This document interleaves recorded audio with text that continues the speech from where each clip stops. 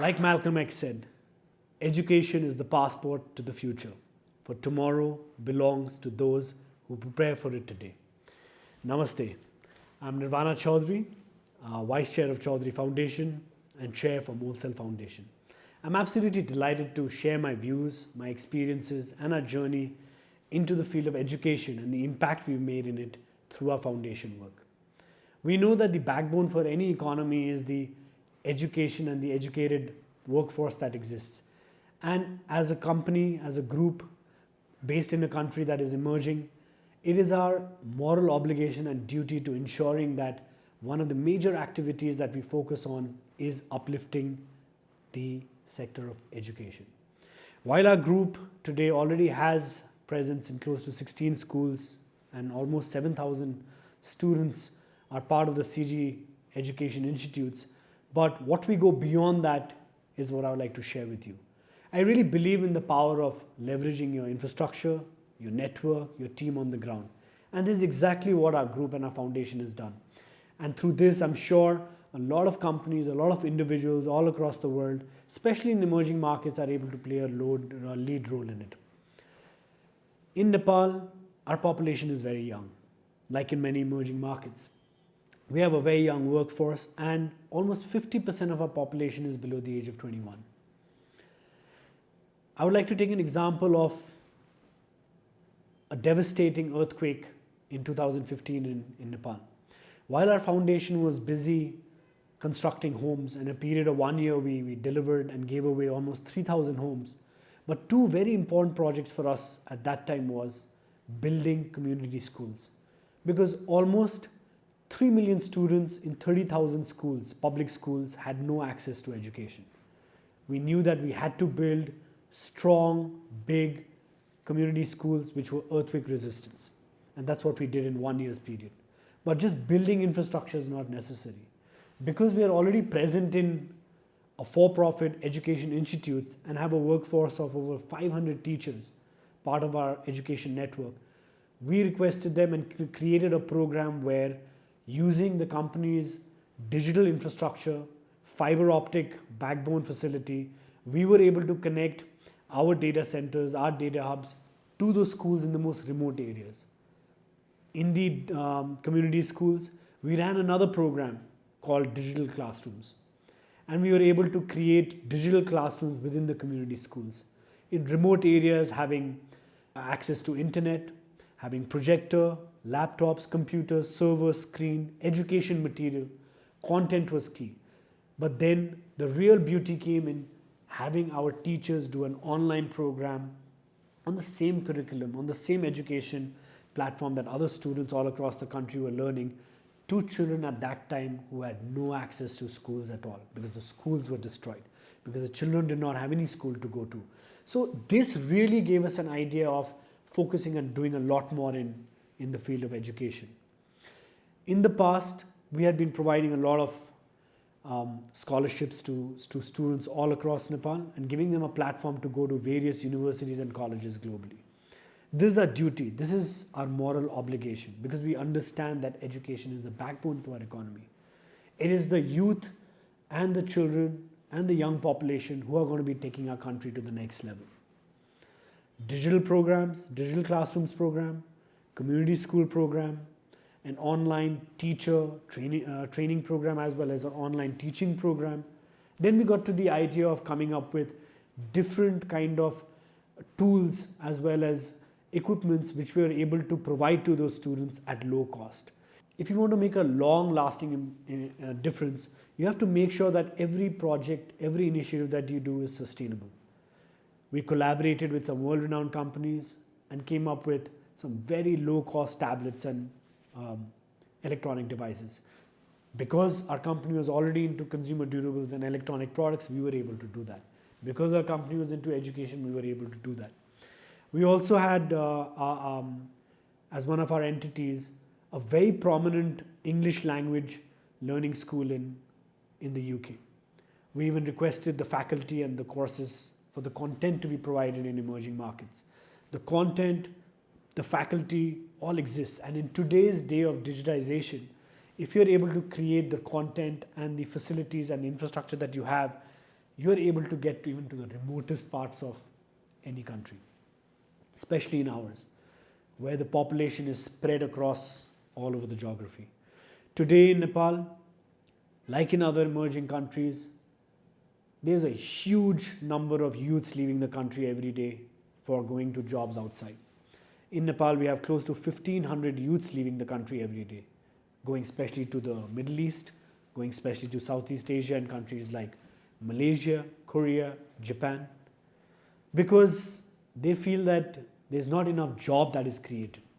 On one hand, there's the economic growth, but while the economy grows and new businesses, services and factories come up, it is very important to also close the gap between demand and supply in terms of expertise and competency and the right skill set. And this is why one of the most important programs in our foundation and our group is the Polytechnic Skills Development Center that we have. One of the things we did, and all of this that we had initiated was for non-profit and through our philanthropic foundation work.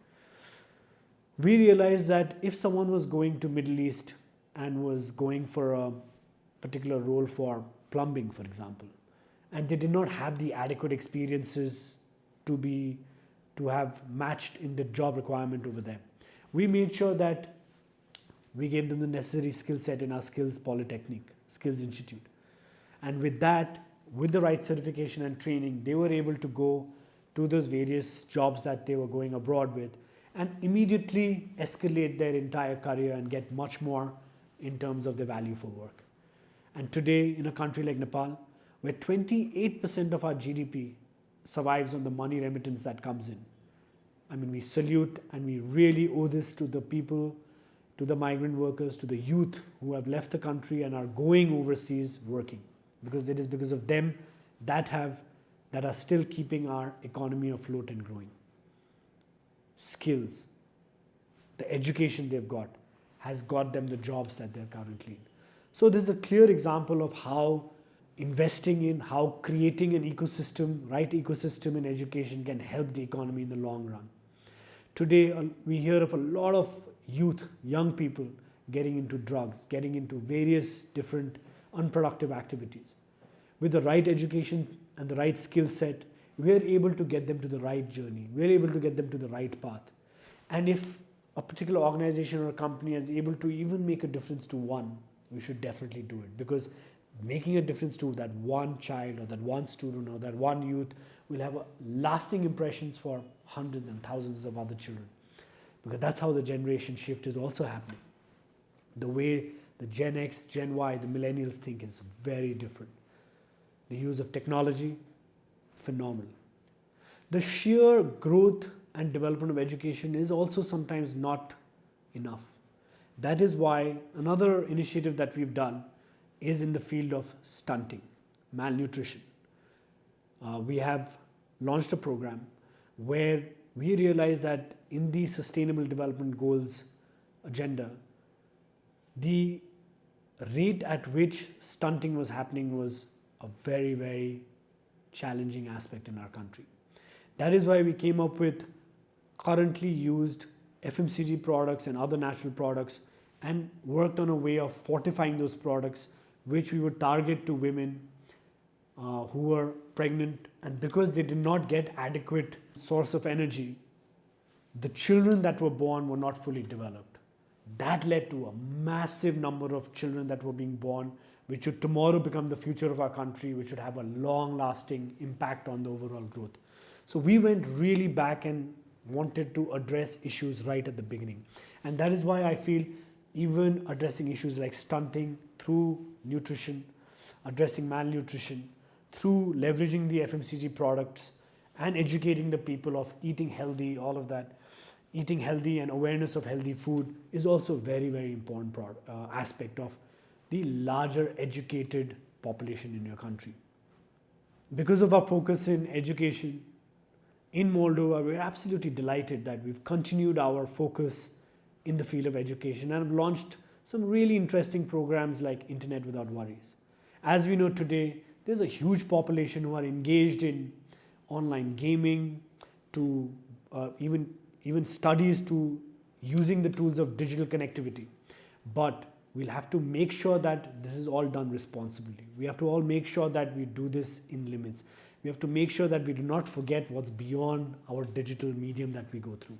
So Moldcell Foundation has launched various programs like Internet Without Worries, as well as one of the most important programs for the digital skills of young people. Moldova, I believe, can be a real hub for the world for creating talent and resources pertaining to digital creativity.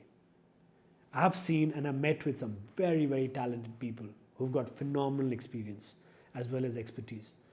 So Moldcell Foundation is also doing a lot of initiatives, creating a skills development program as well as a center where we'll be showcasing, training, incubating, providing and excelling and adding on the skill set of the youth population in Moldova for digital skills. We are trying to take this program to a different height by bringing in world-renowned companies and getting a digital back office in Moldova for the world to see. All of this is the education that every child and every youth deserves. We, in our own humble way, are trying to make a difference. I'd like to share with you a small story of an individual who was running back and forth in a beach. As the waves were coming in the beach, there were hundreds and thousands of live seashells that were coming in the beach. And this gentleman was picking each of them and throwing it back in the water, because if they did not get adequate water, each live seashell would die.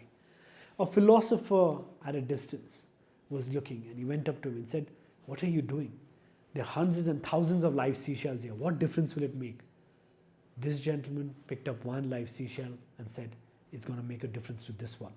That is why I urge you the importance of education and the linkage it has to the future of our lives and the future of our country, future of the civilization. It is very important for us to be coming up with innovative ideas, especially done by social entrepreneurs, ideas that are sustainable, ideas that are collaborative, ideas today which seeks and has no boundaries. And I'm sure we can make this world a better place. Thank you.